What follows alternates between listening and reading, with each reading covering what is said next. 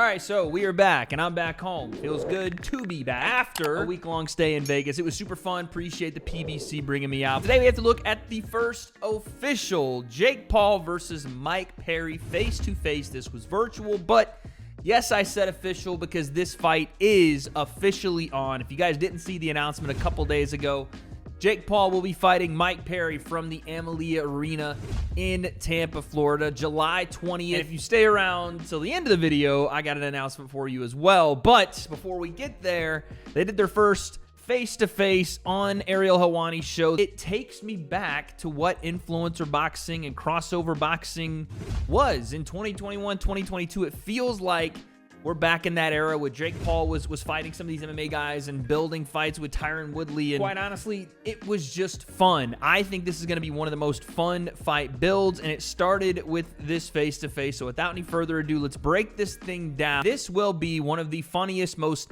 off-the-wall fight builds you'll experience, and why Mike Perry is the perfect opponent for Jake Paul. What do I mean? The breakdown. Let's go. There they are. Hello, hello, hello. Hello, gentlemen. What's up? How are you? Let's go. Mike, good to see you. Private. Okay, before we even start, before we get into the back and forth, let's just take in the two scenes we have here. The backgrounds, the scenery. We got Mike Perry in the Dragon Ball Z hat, right? This is the Turtle Hermit insignia, I think. I could be wrong, but definitely Dragon Ball Z affiliated. You know, he's in his, I think that's the Overdogs podcast studio. Shout out to them. And then Jake Paul is sitting in his $16 million home. I don't even know what this is.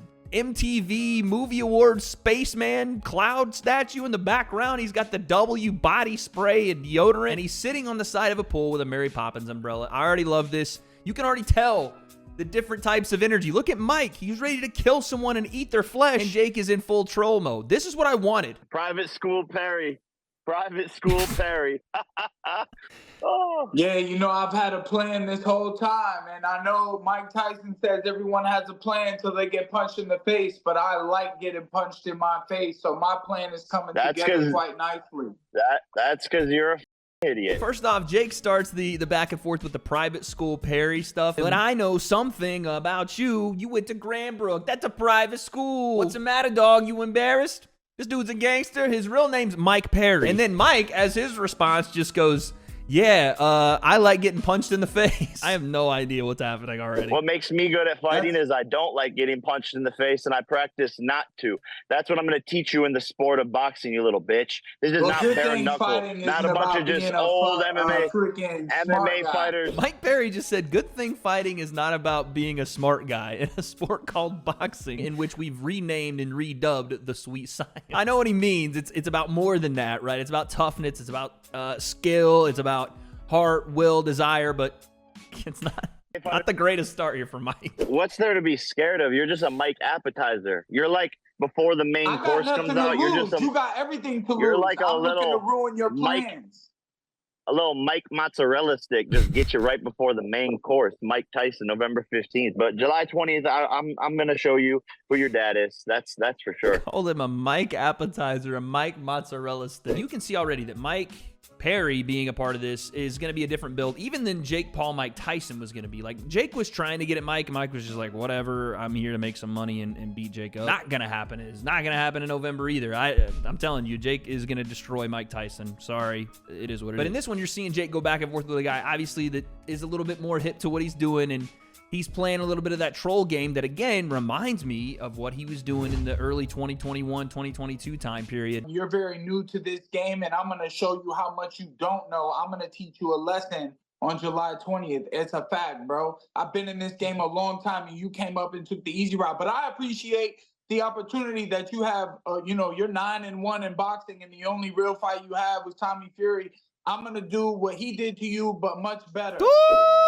Okay, Mike cooking. That was the most like passive aggressive shit I've ever seen. He started out super aggressive. You ain't done nothing. You took the easy road.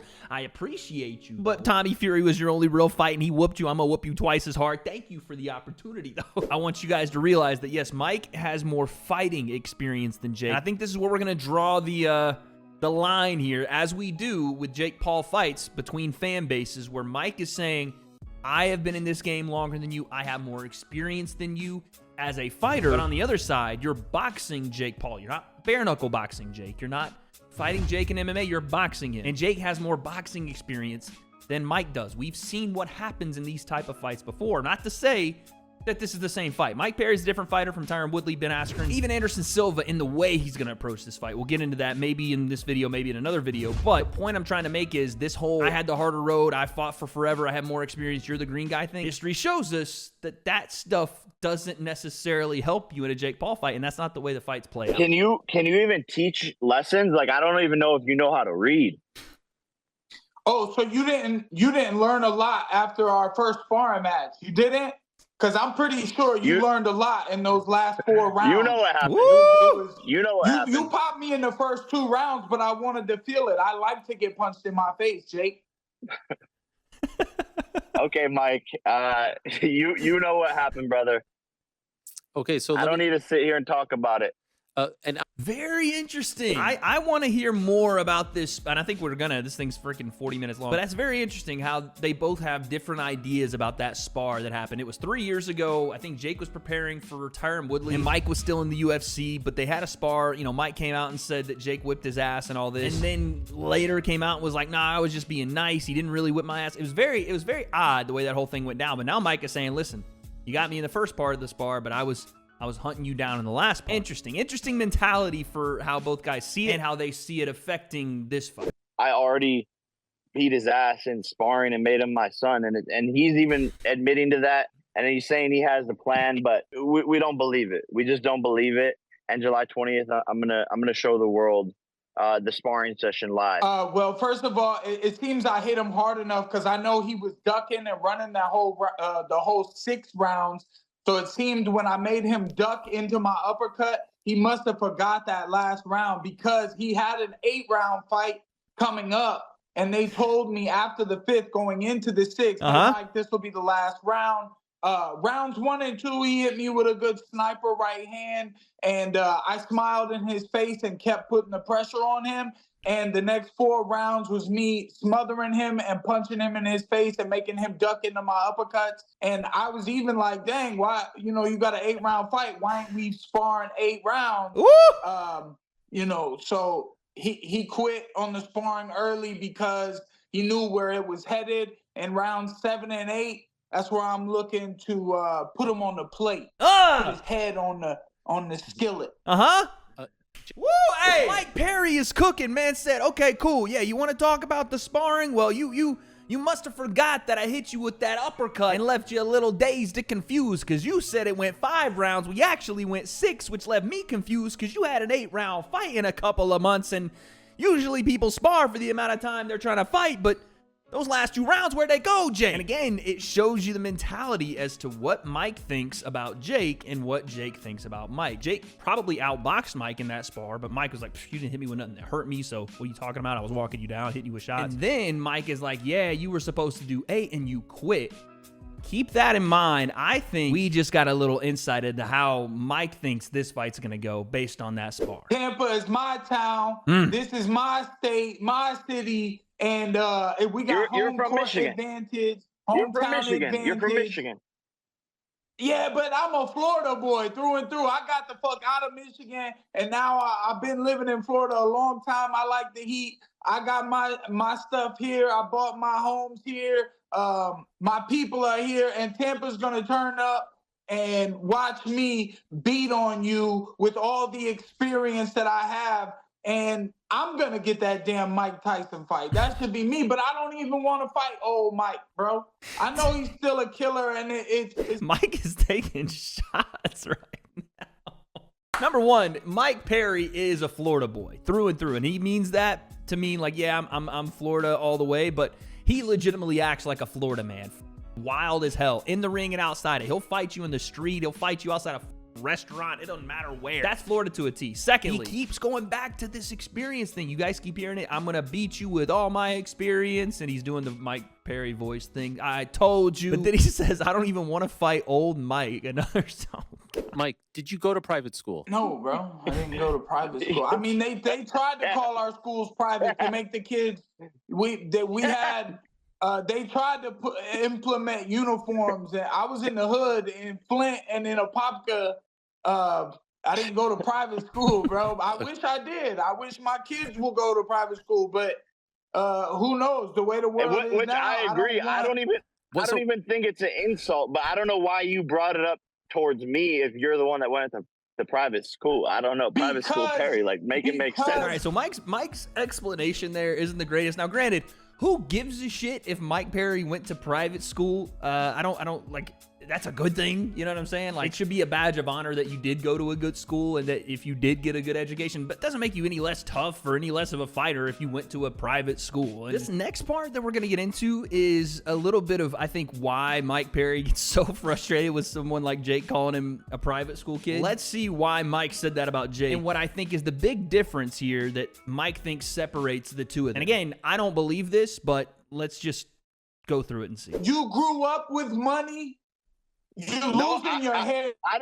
Already bald. You're gonna be bald after I punch you in your head and stretch you out. Probably, bro. You grew up with money and you went to private school. Us kids at public school, we look at that shit differently because it's not the same. I didn't even finish school. Trying to figure life out. Everything wasn't just handed to us. I had to fucking fight for everything that I've ever gotten in this world. And I got this opportunity and it will not slip through my fingers. That's the only time I've seen Mike like get fired up is right here. By the way, they're having like a degenerate off here. Mike's like, I didn't go to private school. I went to public school. Even if it was private and they gave us uniforms, I went to public school. And Jake's like, oh yeah, well, I didn't even finish school. It's not even one-upsmanship they're doing. It's one-downsmanship. But I get the sentiment. Mike is like, listen, I had to work for everything. You got handed things. And again, that is his sticking point for, I think, why he thinks mentality-wise he's got one up on Jake. He thinks Jake is a quitter from the spar. And he thinks that Jake's had everything handed to him. Same, brother. And guys like you make themselves feel better when they go to sleep at night by saying that other people got stuff handed to them. My mom was a nurse. My dad was a roofer. I worked for everything in my whole entire life. Blue collar background, probably similar to you, but don't try to make yourself feel better at night by saying, oh, this guy got handed things to him. I poured those walls. I was doing construction since I was 13 years old. I did it since I was 8. Your dad owns I've been doing it since I was company. 8. It's different. His own roofing company that doesn't have any clients, and that's why he doesn't do it anymore. He doesn't make any money, and we just pay for his stuff. I take care of my whole family now, and I've been working for this, and I'm still a street public school fucking idiot, as you would say. I don't even know who to get behind here. Who's the good guy? Jake's like, yeah, my dad owned the company, but we didn't ever make any money because he sucks. I don't know. Just a random shot at GP. And Mike's like, yeah, it's different. Your daddy owned the company. I had to work for people like your dad. And then he said, I pay for everybody, but I'm still a moron. I love this shit, dude. But again, you see what Mike's trying to say is like, bro, I had to do jobs that you got to do because your dad owned the company. I had to do because I didn't have anything. Again, I'm not going to sit here and be like, oh yeah, Jake Paul's from the mud. No, Jake is not from the mud. Mike has probably had a harder life growing up than Jake did. That's not, I don't know if that's even debatable, but none of it matters, again, outside of the mentality that Mike is trying to bring into the fight. He's like, yo, you've never had to go through what I've gone through, so that's what's gonna put me over the top. I got news for you. That's not what's gonna put Mike over the top in this fight. I'm gonna put these paws in your face and I'm gonna hurt you bad. That's my game plan. I'm bringing the pain July 20th. I'm bringing it with me. You can hit me as hard as you want and I will smile in your face and I will bleed down your freaking throat. Dude. I'm gonna shove my nut in your mouth. Why? Yo. I know he said nucks, okay? I know knuckles, nucks. I heard it. But I'm gonna say this again. This is why I love Mike Perry in this fight. I think as it's unfolding in front of my eyes now, this is the best fight that they can make, right? This is perfect because look at Mike Perry, and he's not doing this just as like promo.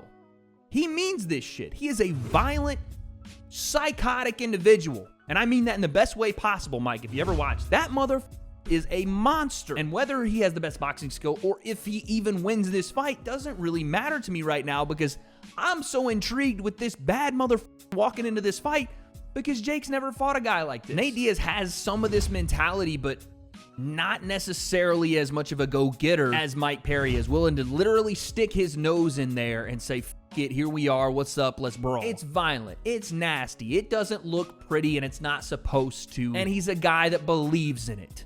I'm going to say that again because I don't think you heard me. He believes in the nasty. He believes in the power. He believes in the king of violence, the nature of who he is, the danger.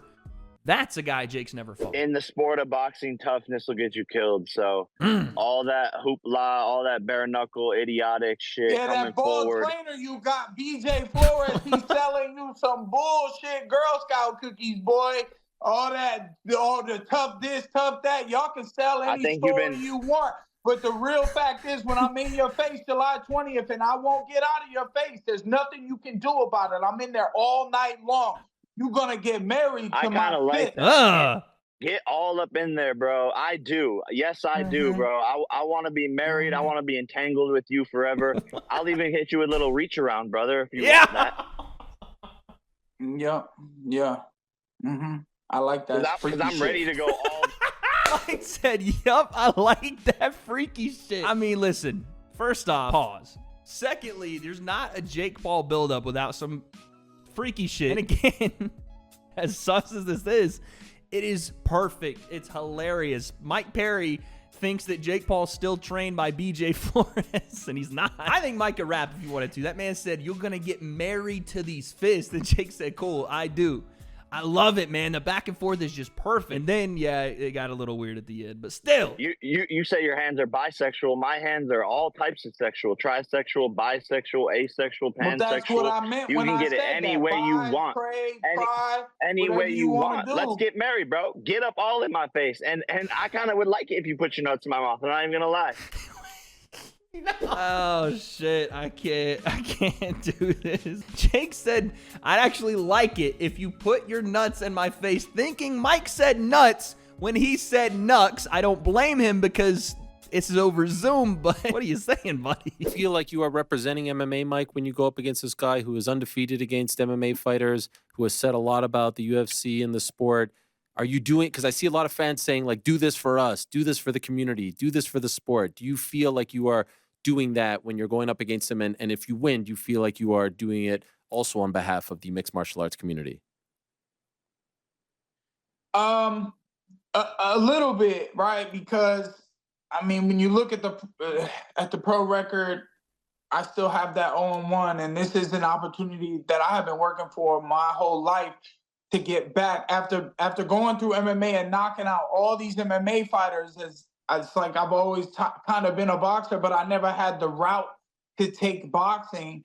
And I was like the best boxer that's ever been in an MMA cage because I was knocking out MMA fighters. I don't know about that. Like, we could do the obvious thing and be like, oh, James Toney fought MMA, but there have been better technical boxers in MMA than Mike Perry. And I don't mean that disrespectfully. I'm actually, I stopped it because I wanted to give Mike some respect. He's 0-1 in boxing, and everybody's brought that up over the last week. But the guy he lost to, Kenneth McNeil, is not some, crazy high-level guy. He's also not like an all-time losing record guy. 13-5 with 10 KOs. He's not the best, not the worst in the world, but it was Mike's almost first experience in combat sports. This is before he even was in the UFC. This is not Mike Perry you see today. So I get why, he's an 0-1 boxer. And again, I know the sports are different, but he is also just using his hands undefeated in bare knuckle boxing. I'm doing this shit for me, and if it's for MMA or UFC or, I have my fan base, and I'm hoping to gain some new fans, and we get some real fight fans. And that's probably long enough to be talking there. That was a lot. That was yeah, like, I don't know, bro. That was way too much. That was yapping. You were just yapping. just looking out for you, bro. The attention spans are short these days with these kids. You gotta speed it up, buddy. Jay's stupid. I'm not gonna lie, Mike was talking for a while, but Mike just kind of goes on tangents. I don't know. I forgot what the question was. Jake, 3 rounds? Is that what you said on your video yesterday that you released? You really think you knocked this man out in 3 rounds?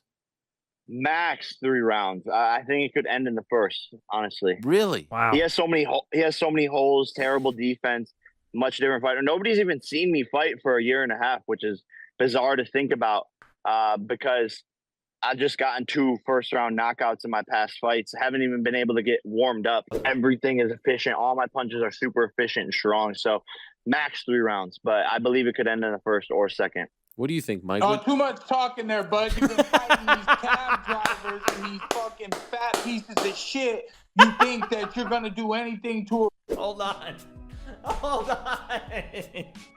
Yeah, Mike. Cut him off right at the end there. I love it. He said, what? A little bit too much yapping, buddy. If you punch me in my face, I will smile and hit you back multiple times.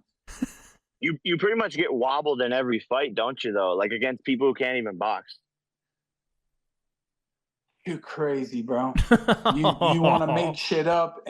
Listen, I know Eddie landed that left hook. Oh, you see it. This is interesting. Mike was like, nah, you're crazy. I don't get... But he goes right to the fight where he gets wobbled. This is an interesting kind of thing that happens here. Obviously, Jake's done his research. He knows who Mike Perry is from the spar and also from the, like I said, the bare knuckle stuff.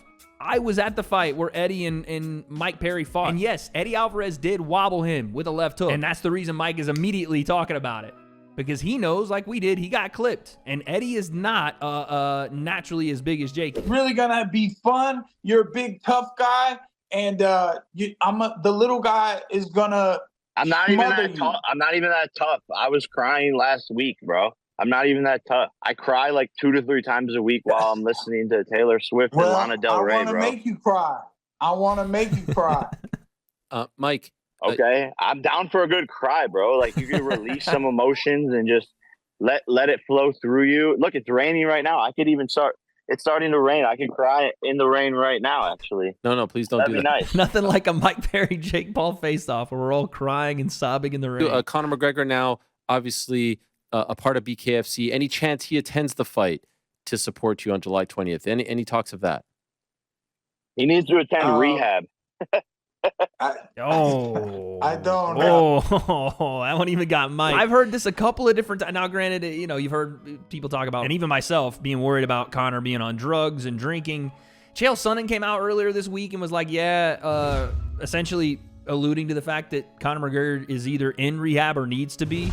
Now Jake's saying it. What am I missing here? Is there a story going around that I'm not aware of that potentially affected the Conor and Michael Chandler fight that wasn't just an injury? I don't know, but everybody seems to be in on a little something. Can I ask you, Jake? I see a lot of people saying, "Man, I'd love to see these guys in a bare knuckle fight, like a 1-on-1, sort of like the stuff that you were talking about with Nate." Any chance, perhaps, if Mike wins on 720, or even if he doesn't, that you do this in bare knuckle, or maybe PFL, like you were talking about, Nate? Is there any chance we get a 2-fight deal here? I think me and Perry in MMA or bare knuckle is very interesting. Let's see what happens July 20th, and I'm down. I want to do an MMA fight, and I think Perry's actually a good opponent for MMA, and maybe bare knuckle. I haven't thought about it, but I'm down. That's the thing about me is people don't realize I'm a crazy motherfucker. I love to brawl. I love this whole entire sport. I love to put it on the line, and I'm down to do some crazy shit like bare knuckle. Jake is a crazy motherfucker. Even though I don't think it's likely at all that Jake fights Mike Perry bare knuckle, I'm not going to rule it out. I could see him saying yes, and I wouldn't be like, I would be shocked. I'm not going to lie, but I wouldn't be like, oh, this is crazy. You're going to get killed. What are you doing? I'd be like, oh, no, that's a Jake Paul move. Same with the MMA thing. Like this, whatever you want to believe about Jake, and I saw there's been talk about Jake and KSI and who's scared of what. Neither of the guys are scared of each other. Please stop running that narrative. No one is scared of no one. Jake's not scared of KSI. KSI's not scared of Jake. It's not.